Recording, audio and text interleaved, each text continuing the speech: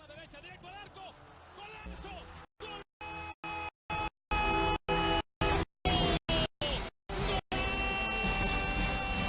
world of football with a soccer perspective.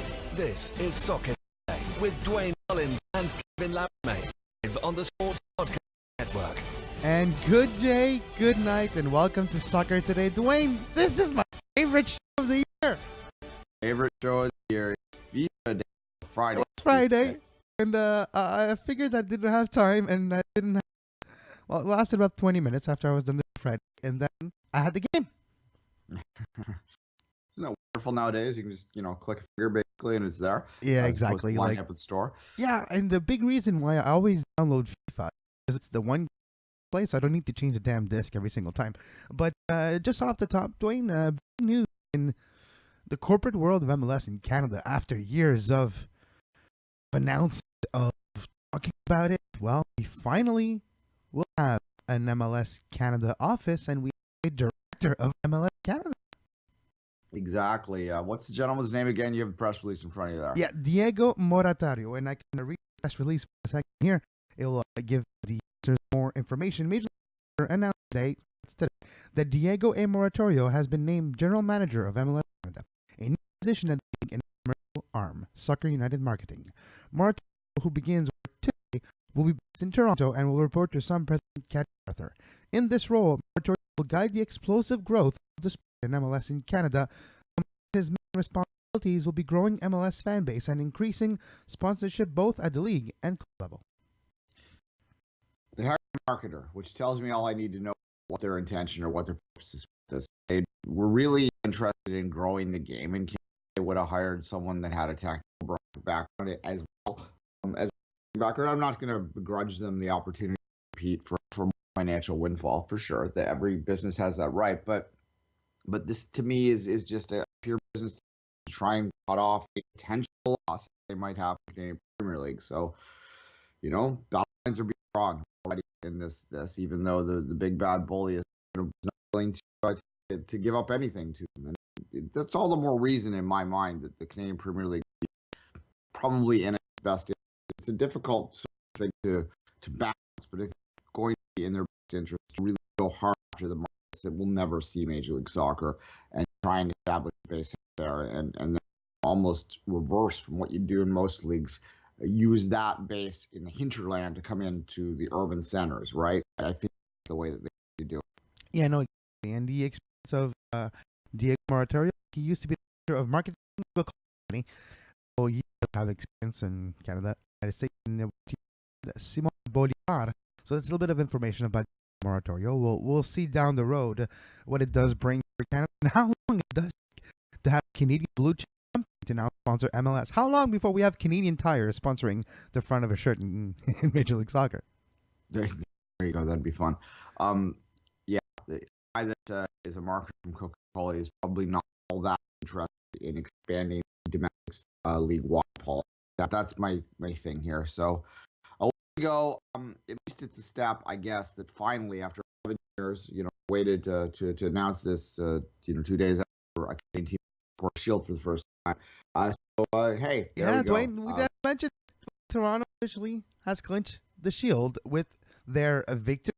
It was a little tougher than expected. We'll talk about this later on, but a Canadian Shield, Canadian champions, champion of the league from Canada, from Toronto. Exactly, and it was a great performance overall in the season. Some great thoughts. We'll talk about the Canadian review, but I know you're chopping at the bit. So let's get into FIFA now. You called me off air the best FIFA game ever. Why? Oh, it's a story. We'll try a little of behind the scenes with FIFA here. FIFA has been running a new engine for the game. The engine what drives the computing power of the game versus the console. So the new engine called Frostbite is the second iteration of FIFA with Frostbite. So, in life, first thing of something, you get the intention, you get the possibilities and the potential of a game, but it's never realized. Second iteration of something, it always takes a big stride. And this game, Duane, all level, from like technical level, like graphics and the fluid game and how it looks and the strands of hair moving independently in the grass and little details like this goes a long way. But this game is made to feel like real life soccer. The play has been corrected so that the pass is like reality. You have a Vision 360 now. You don't just press the pass button and goes to the open guy next to you. No, you have to make that direct pass. You have to think what you're doing, to maybe think 2-3 moves ahead. You have to think not FIFA football and not like you play a video game and you assess the I would say the flaws of a game on the computer and you adjust your game according to it and you score weird goals, but it works every time. No, this game you need your soccer knowledge to perform that, and it's the best damn thing I've ever seen too. Like the lighting, Duane, it's something so impressive. It actually feels like when you're playing a game, you just don't feel like floodlight. You have dark spots, you have different lighting schemes, you have a different feel. You have it's insane the amount of details graphically that just draws you in the game. And for people like you and I, Duane, that watch a tremendous amount of soccer, I would probably say, you do not get lost. You just feel like you're at a stadium. I was playing a game at the Bernabeu, and I was hearing the same chant, same volume level, and almost vibration of supporters while you're playing. It is quite impressive. That is, those little details go a long way. We're almost getting to the point where it might be enjoyable to just have a game simmed out in front of you in some weird ways with FIFA, from what I've heard. Well, more than the amount of people on YouTube watching games on Twitch and YouTube that are too good streaming platform for video gaming online. You just want to play and have people watch you. I can understand now watching it because it's that beautiful. You do not get lost. You do not feel like you're watching a video game. You feel like you're watching a soccer game just formed through a video game console.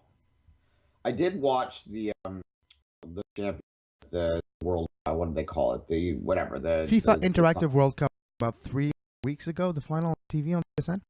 Yeah, I did watch the young British guy one, but yeah, even that was last year's game. It was, you're watching it, the way that the game plays out, it looks like you're watching a soccer game or a video game. You're absolutely right. I mean, I think back, I have the great NHL '94 sitting on my shelf, a few feet away from me now, and that's a fun as hell game to play. But that doesn't look anything like a hockey game. It looks like a video game.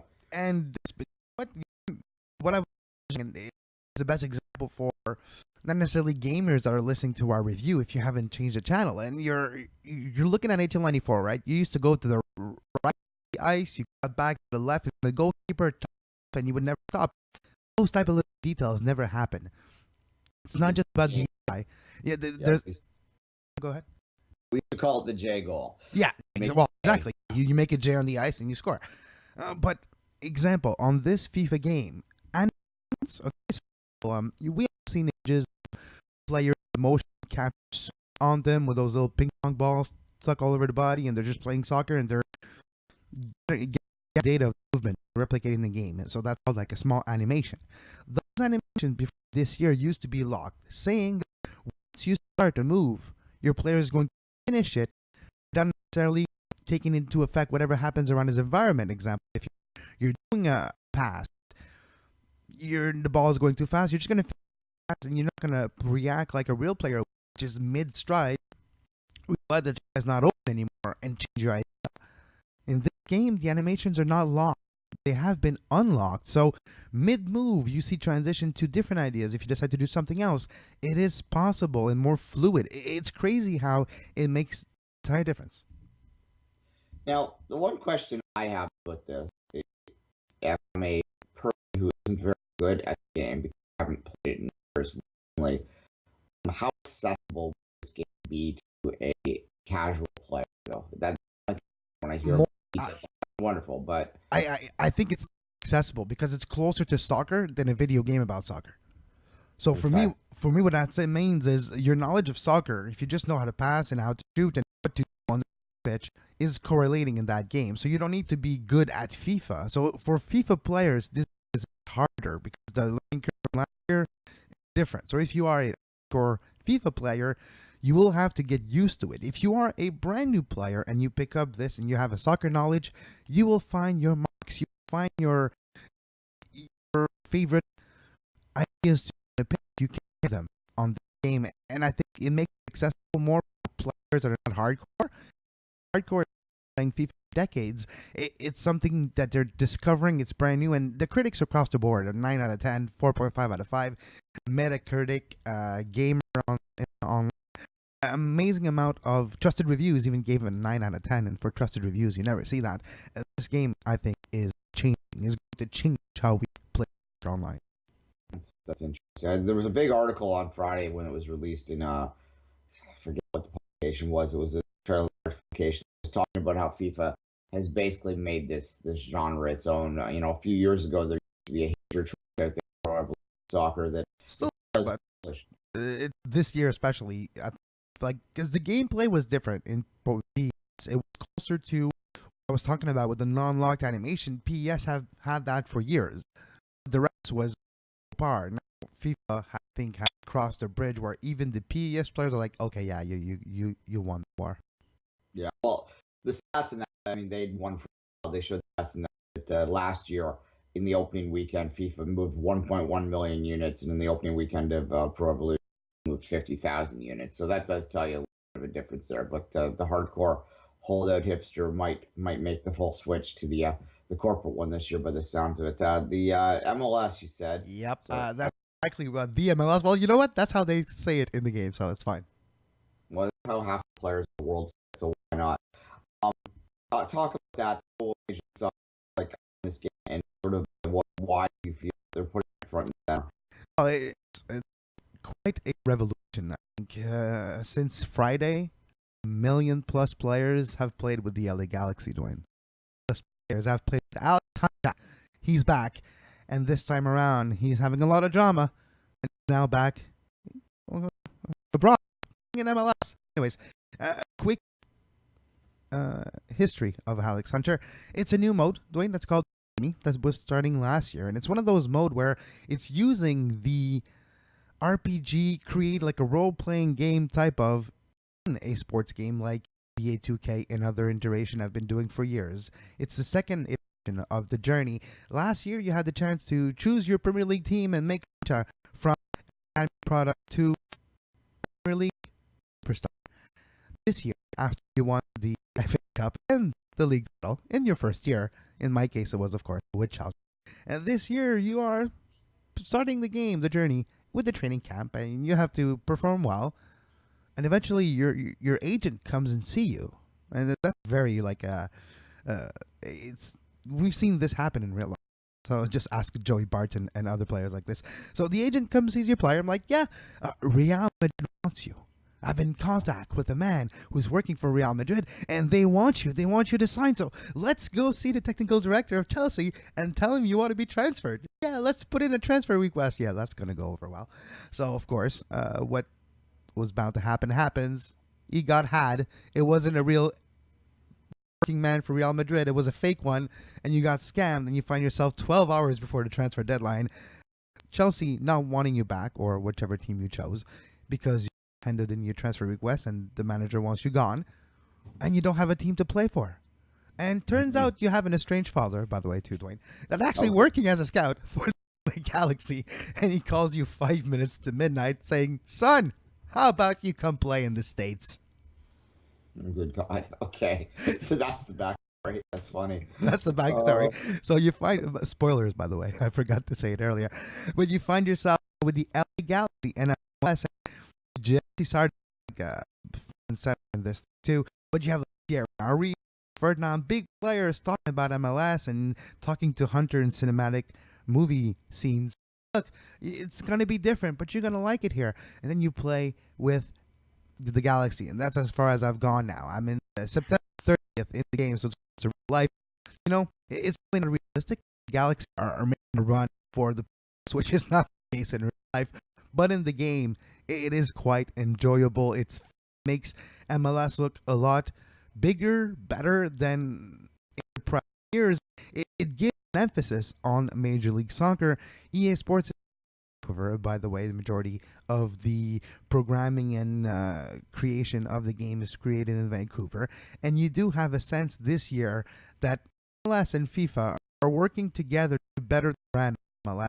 across the world to make this league bigger. And the feeling I had when I was playing all, how much money did MLS send to EA Sports to say, you know what, make us good? Yeah, look, and it's key. We've talked about this times before that FIFA the game is a gateway into the sport for a lot of people. I talked about my ex-in-law back in the day. That's how he got into it during the NHL lockout in 1994. They had nothing to do, him and his buddies, so they had FIFA in the house. They each picked one of the big teams. One picked Liverpool, one picked Chelsea, one picked United, and one picked who am I missing? Arsenal. And they to this day, at least as far as the last time I talked to Scott, he was a massive fan because he picked United, and that all started with them playing FIFA. And this will only help in that regard, which is why, Paul Byrne, if you're listening, get on the phone, start harassing them already. You need the Canadian Premier League in this game when it starts. Eventually, I wouldn't be surprised if the USL makes it in, just because of. Usually you have the big leagues in the world. When you talk about the top 4 leagues, like Ligue 1 in France, you have Ligue 1, but you have Ligue 2. Like you have in England, you have like the Premier League, the Championship, League 1, and League 2. And I wouldn't be surprised if the Blue Conference eventually comes in. So you do have a lot of different leagues from the same countries. And I wouldn't be surprised eventually USL is in, and I wouldn't be surprised if Canadian Premier League eventually makes it in. Just Canada's in now, last few years. It's been quite fun. Always chose for my BA career.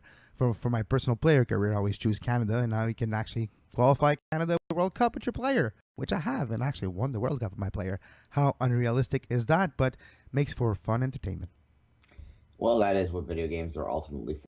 So we'll do something similar like this when I buy the new Football Manager, and it comes out later this month actually. So we'll do that with Football Manager 19. Yeah, Kevin, it fun times, and it sounds like it's a worthwhile purchase for any big gamers out there, and there are a lot of them. But we should probably get back to the real game now. I want to take a break, come back for a Canadian review. You are listening to Soccer Today. Follow us on Twitter at Soccer Today SPN. Like our Facebook page, facebook.com/sportspodcasting. You can find the podcast version of all the shows on iTunes, Apple Podcasts, Google Play Store, TuneIn Radio, iHeart, and anywhere you get your podcast. And we're back on Soccer Today with myself, Kevin, Laramee, Duane, Canadian team, Toronto FC, 2017 Supporter Shields winner. Yeah, that happened. 4-2 win over the New York Red Bulls at BMO Field. They had a 2-0 lead that they blew, and it became 2-2. And that's really, I think, where if you're going to talk with concerns, and since there was this whole battle on Twitter yesterday about from being driven by Vancouver people that was suggesting that we're in Toronto are too funny in our reporting of Toronto. So I'm going to start by talking negatives in the day they won the Supporter Shield. Anyway, yeah, it's a little concerning amount they've been allowing lately. They had tightened it up for most of the season amongst teams in goals allowed. They have, they have more than one goal in what now. So that's something to worry about a little bit. I think that, I don't know quite what the problem is in this particular regard, but that's certainly something you don't want to see happen, particularly at home. But that said, Kevin, Saturday was not about worrying details like that. The rest of the run-in is things right. Saturday was about celebrating 11 years, celebration 11 years waiting, about the joy of being there to see them win something like that. To hear the roar. If you watch and you see Josie's goal Morris' goal created Which one of the trick goal in this time the roar, and that's we realized win the Shield. Even though you knew the last month that they probably were going to Shield, it's still there was something pure there about that. And anyone who looks at it and expects people to be negative or people to not be like fawning, quote unquote, when they win a championship. Come on, man, give your head a shake. It doesn't matter if well, from my perspective, I've never hidden the fact that I covered this team from a fan perspective. From the day one, I've done that. That's not my gig, is not down the middle. But for a guy like John Molinari, all he said was bravo in his report, and somehow he's getting labeled by particular people in Vancouver as being unprofessional, when if you that's the most ridiculous statement ever. I got my blood boiling today. This because we're not supposed to have fun and enjoy ourselves when we on. That's just human. But anyway, that's enough of that. But it's called jealousy. Yeah, well, yeah. There's, like I said, you can taste the salt from here in the tweets. But you wonder why too, because they're having a pretty decent season out there, top of the West. Are they still top of the West? I don't have their standings in front of me right now. Yeah, I don't believe. But let me just here. Give me a second. Yeah, look, in terms of the game, like I said, Toronto came out. Played Toronto pretty tough, and they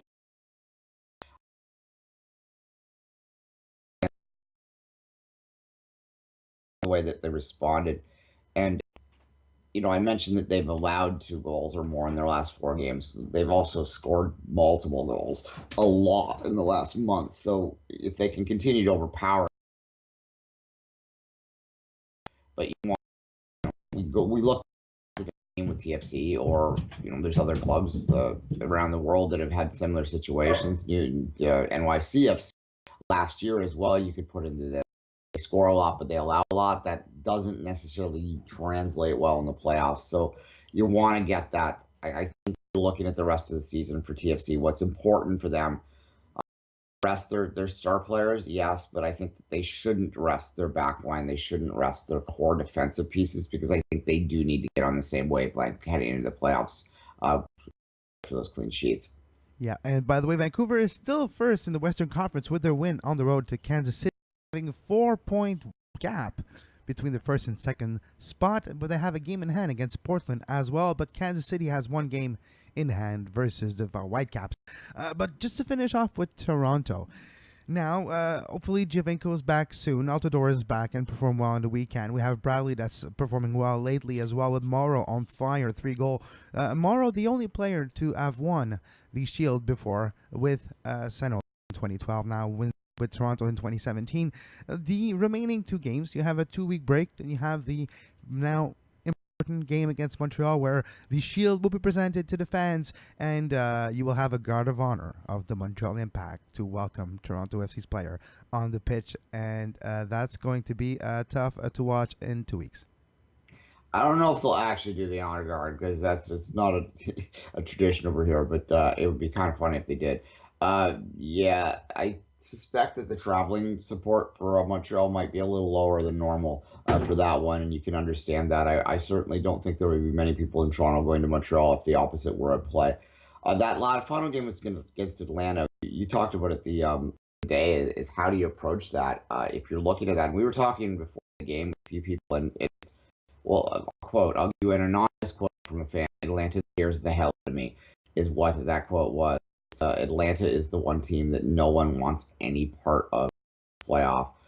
They could be the team that upsets. So we'll see in that final week how you approach it. Like, do you play your normal style for a week? Is that the right thing to do? Because you're going to have another week off, and then you're going to start your playoff against, it'll probably, right now it doesn't look like it would be in Atlanta, because Atlanta would probably be playing NYCFC in that playoff if you assume that they win.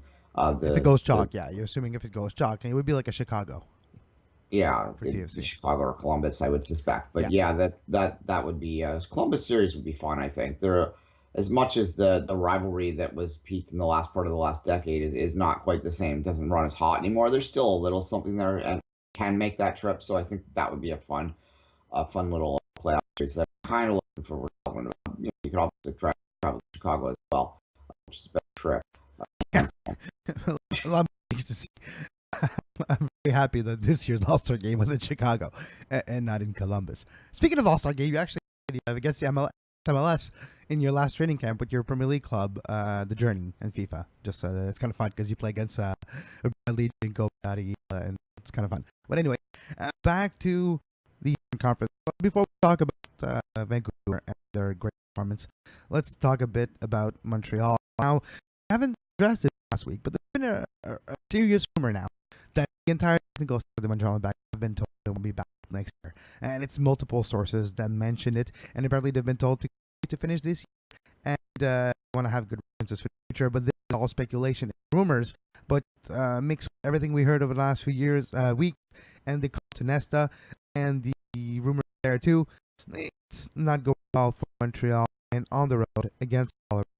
A 2-1 defeat. One of the craziest game I have ever seen, with serious injuries, red cards on both sides, video review, everything you could possibly not want in the game, you had it in this one. Penalties, everything. Tragic number is 1. Yep. You're right. No, just Red Bulls 1 point, done. Well, Yeah, 2, well, so- 2, no, right, 2. Well, just not a win for Montreal. And the way they're going, I don't see Montreal winning in Toronto in 2 weeks. And they need to beat Toronto and then beat New England at home. And pray for multiple results to go their way. And in the words of Laurent Simon after the game on Saturday night in Colorado, or City, well, doesn't look like we deserve to be in the playoffs, does it? No, I mean, it doesn't. It all started unraveling with the 3-1 loss to Toronto at home after the 4 games in a row that they'd won. And they have never really got it back on pace. I'm not too sure why. It's hard to really a single. But I think. Well, you had that blip. You had that 5-3 blip, though, against Toronto a few weeks after in Toronto, too.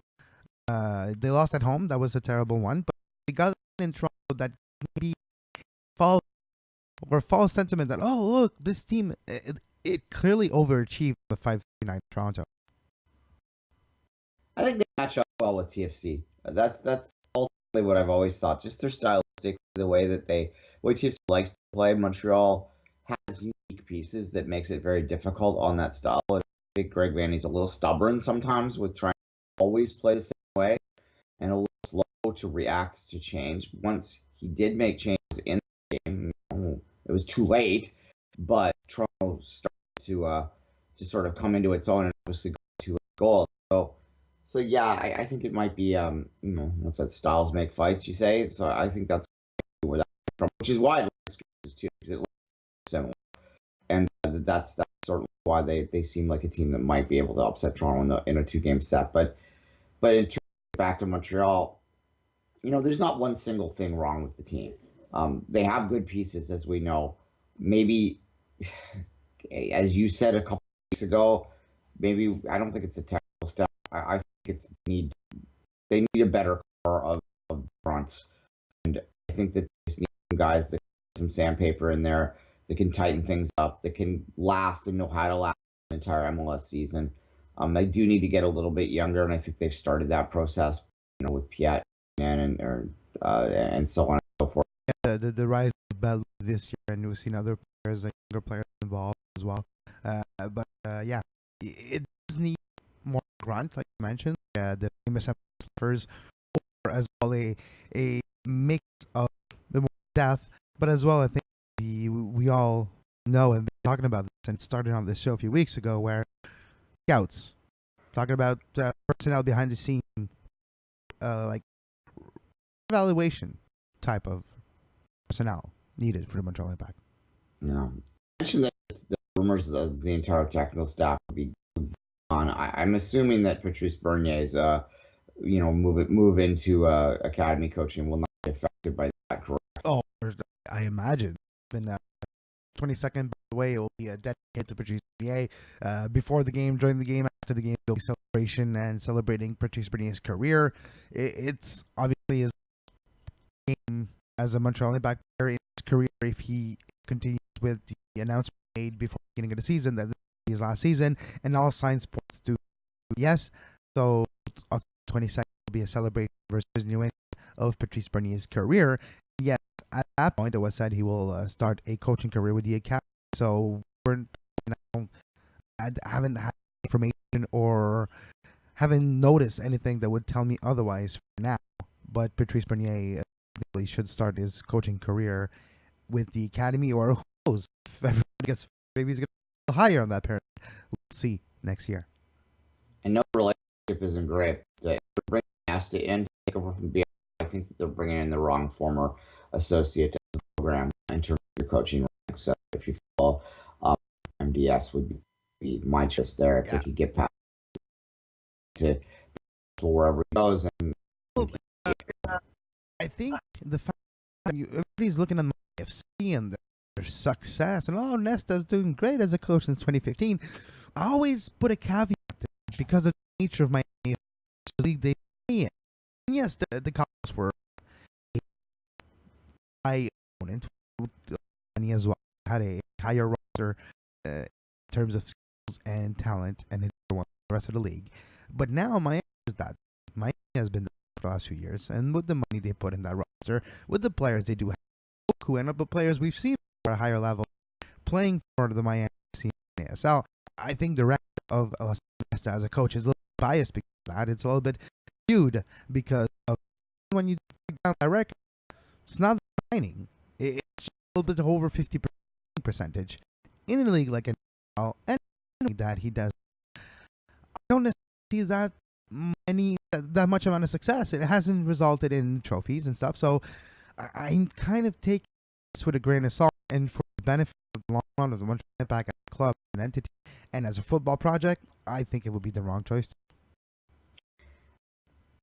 Get the financial advantage that the Miami FC has over the rest of the NASL, and compared to the financial advantage that TFC has over the soccer, the gap is greater in Miami's case. So if you're one of those people that likes to dismiss the success of TFC based on the fact that they can just outspend, and certainly that plays, I just don't think that anyone should care about that because that's how football works. But nonetheless, if you believe that and believe that takes away from Greg Vandy's accomplishments or any of these players' accomplishments around the Stars, then you also have to look at Miami and say the same thing, because as I said, the financial advantage is greater than.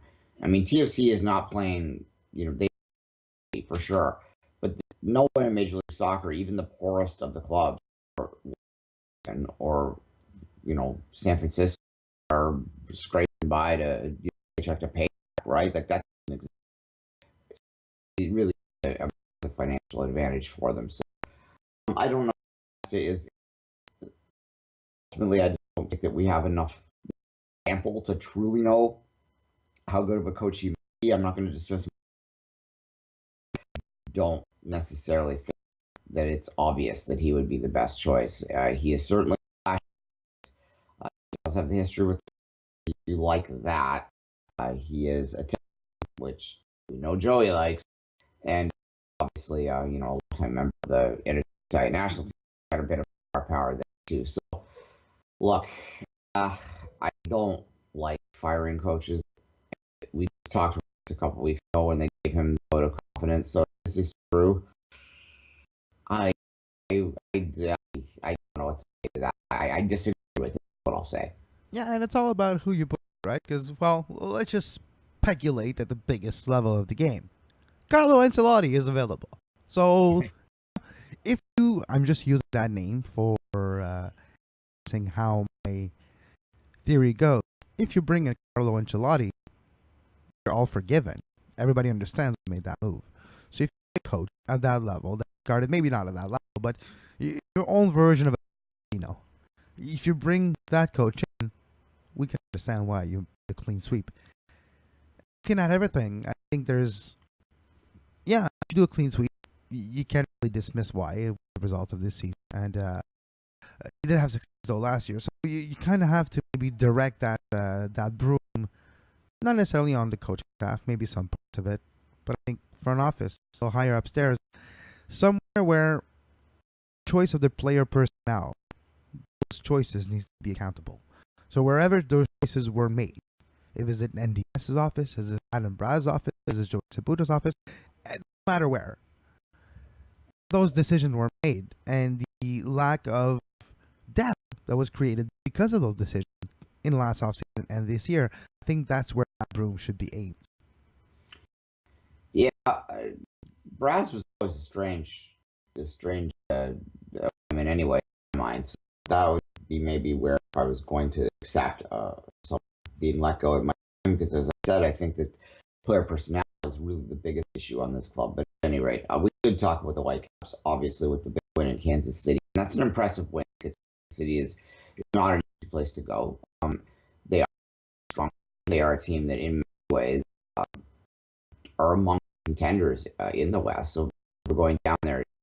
They can get the result there. Their fans hope they can get to an MLS final, and a lot of them opportunity to spoil TFC season in that particular point, but that's getting ahead of ourselves. The White House, as I said, Montero's kind of coming to his own as it can be a game breaker. They've solidified things across the board and they're rolling at the right time. The 3-0 loss to Seattle suggests to me that the Sounders should be considered the favorite in the West, but the Whitecaps are right there with everyone else in what is essentially a wide open West. I mean, as much as you look at a 3-0 loss to Seattle and you think, okay, well, maybe the Sounders have Vancouver's number, and that could be the case. The Sounders could lose to anyone else too. The truth is, the West, there is no dominant team. There's about 5 teams that you can make an argument for, and Vancouver's among them, and that's really all you can hope for at this particular time. Yeah, and 4 points clear, top of the West, 3 games remaining, 1 game in hand versus Portland, 1 game behind of Kansas City.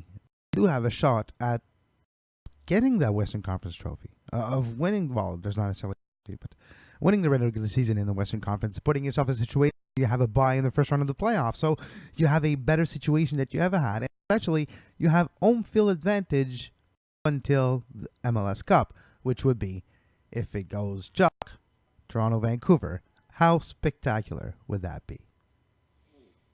It'd be something. Sure. Vancouver has not traditionally done well in Toronto.